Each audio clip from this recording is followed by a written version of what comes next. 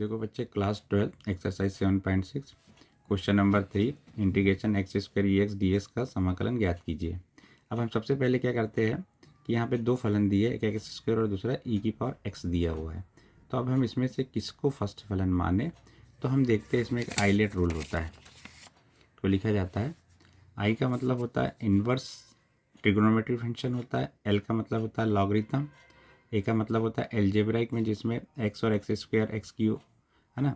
फिर टी का मतलब होता है ट्रिग्नोमेट्री जिसमें साइन एक्स भी हो सकता है, साइन 2x भी हो सकता है, कॉस 2x भी हो सकता है। ई का मतलब होता है एक्सपोनेंशियल जिसमें ई की घात एक्स और ई की घात 2x। अब इसमें देखेंगे कि एक्स स्क्वायर हमारे पास यहाँ पे एलजेब्राइक में पहले लिखा हुआ है ना, एक्सपोनेंशियल के पहले ये चीज़ आई है। इसका मतलब ये हुआ कि एक्स स्क्वायर को हमने फर्स्ट फलन माना और ई की घात एक्स को हमने क्या किया, सेकंड फलन माना।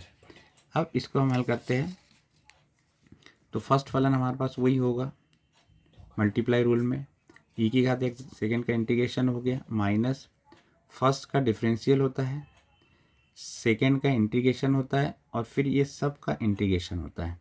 तो हमने एक्स स्क्वायर लिख दिया, यहाँ पे ई एक्स डी एक्स का इंटीग्रेशन ई एक्स ही होता है माइनस फिर इंटीग्रेशन का चिन्ह लगाया, D by D x square का फार्मूला 2x होता है, फिर ई एक्स डी एक्स का ई एक्स ही होता है और ये डी एक्स हमने यहाँ लिख दिया। फिर आगे बढ़े, फिर हमने -2 ले लिया बाहर, फिर हमारे पास बचा x ई की घात x और ये dx बच गया।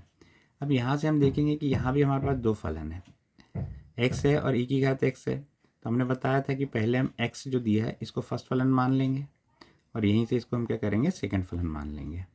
फिर आगे बढ़ेंगे, एक्स स्क्वायर ई की पावर x हो जाएगा -2।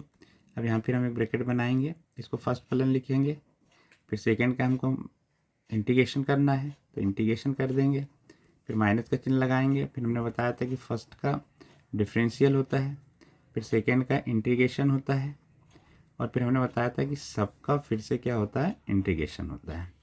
तो ये फार्मूले से हम फिर इसको लेके आगे बढ़े तो फिर हमारे पास आ गया एक्स का स्क्वायर ई की पावर एक्स हो गया -2, यहाँ पे एक्स हो गया, ई एक्स डी एक्स का ई एक्स ही होता है माइनस ये इंटीग्रेशन का चिन्ह है, इसका मान 1 हो गया, इसका मान ई की घात एक्स डी एक्स हो गया और ये हमारे पास डी एक्स हो गया।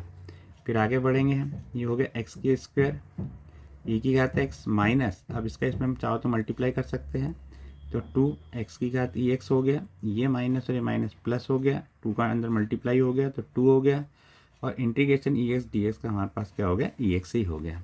तो चाहो तो हम इसमें हम कॉमन भी ले सकते हैं और प्लस सी हो गया।